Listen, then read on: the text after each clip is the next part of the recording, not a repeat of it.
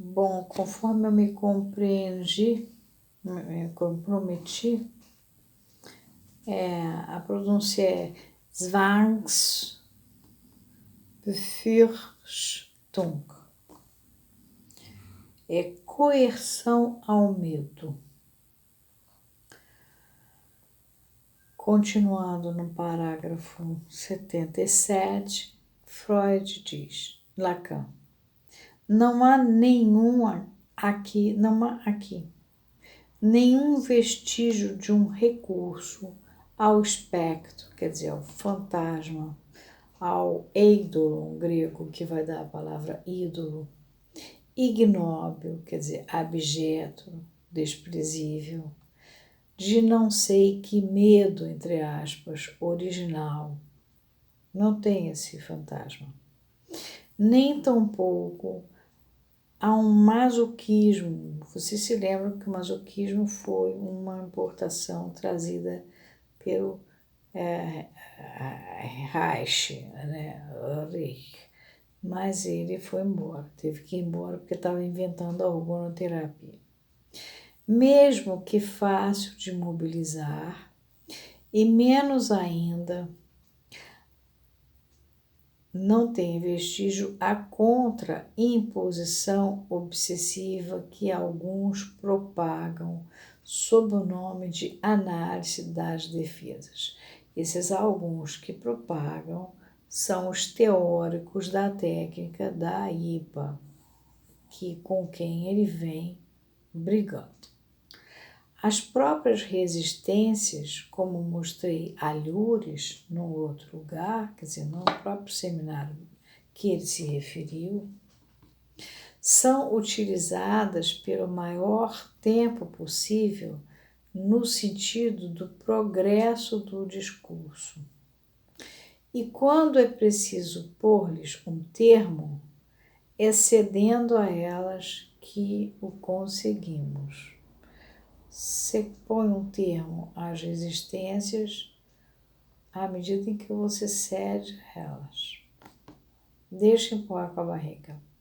Pois é assim que o homem dos ratos vem a introduzir em sua subjetividade, em seu sujeito, né, sua verdadeira mediação sob a forma transferencial da filha imaginária que ele dá a Freud para receber deste a aliança e que, num sonho-chave, desvela-lhe sua verdadeira face, a da morte que o olha com seus olhos de betume.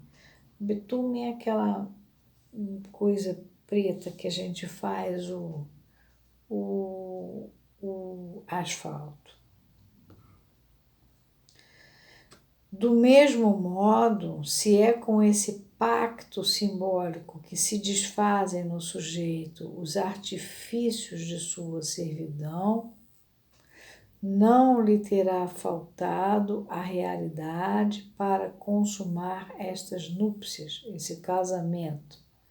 E anota, à guisa de epitáfio, que Freud dedica em 1923 a esse rapaz, que no risco da guerra encontrou, abre aspas, o fim de tantos moços de valor em quem se podiam depositar tantas esperanças, fecha aspas, ao concluir o caso com o rigor do destino, eleva-o à beleza da tragédia.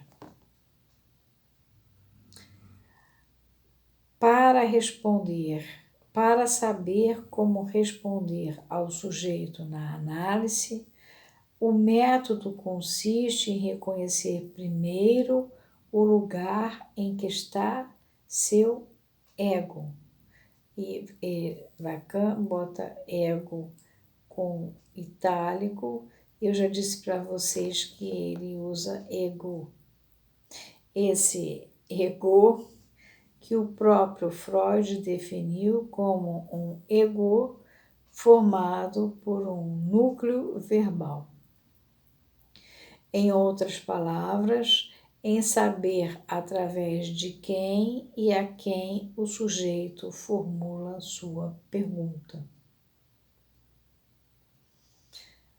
Lembra que o sujeito formula a pergunta, tem um fulano que recebe e dá de volta, fica sem saber. Enquanto não o soubermos, correremos o risco do contrassenso quanto ao desejo que deve ser reconhecido ali e quanto ao objeto a que se dirige esse desejo.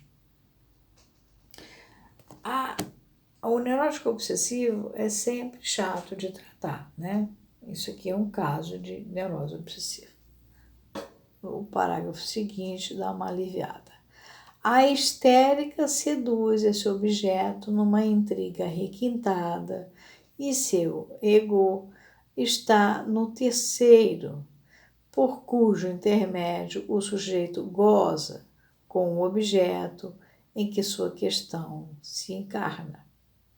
Vocês leiam o caso Dora, por favor, que aliás ele cita no seminário 1, que eu li para vocês a entrada. A Dora ela queria era a senhora K. E aí ela vai pelo senhor K para chegar na senhora K. A senhora K que era do grande interesse dela. A senhora K era a mulher do amante do pai dela, da mãe dela. Então, essa mulher era muito mais interessante do que a mãe dela. A senhora K era amante do pai dela, aliás. O senhor K era o traído. E a histérica faz essa jogada, né? Está no terceiro, por cujo intermédio o sujeito goza com o objeto em que sua questão se encarna. O obsessivo arrasta para a jaula do seu narcisismo os objetos em que sua questão se propaga, um álibi multiplicado de imagens mortais e, domando-lhe as acrobacias, dirige sua ambígua homenagem ao camarote em que ele mesmo se instala, a do Senhor que não pode ver.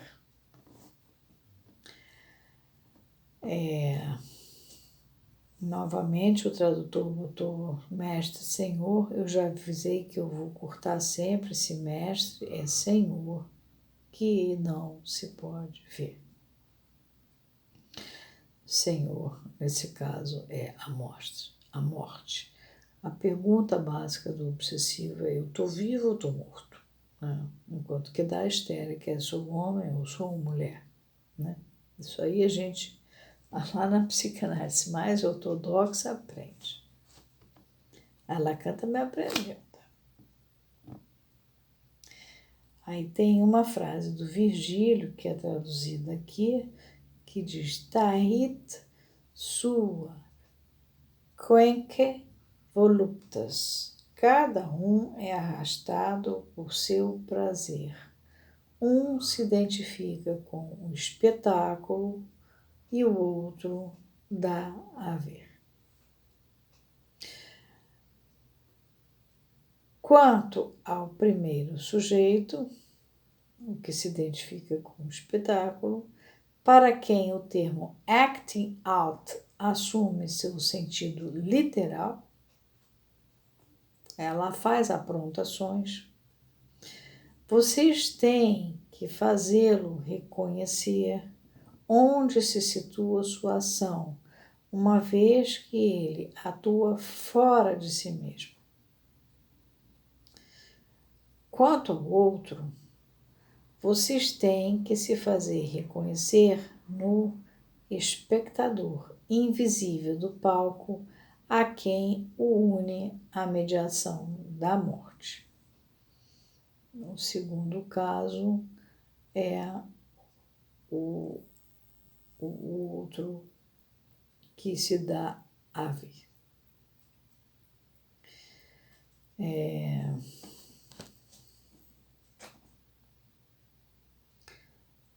Novamente, está fazendo a diferença aqui entre a histérica e o neurótico obsessivo.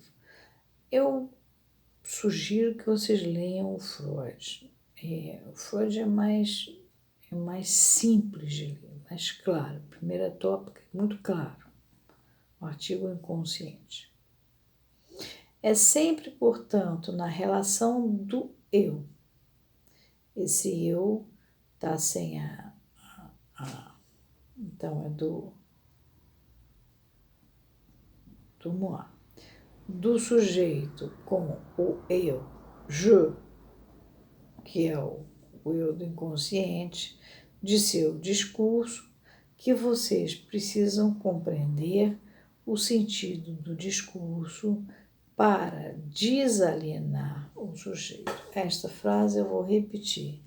É sempre, portanto, na relação do eu, moi, do sujeito com o eu, je, sujeito do inconsciente, de seu discurso, que é o que fala, que vocês precisam compreender o sentido do discurso para desalienar o sujeito. Por quê? Porque o sujeito é aquela criatura que vem a você, ela está comprometida com o moi dela.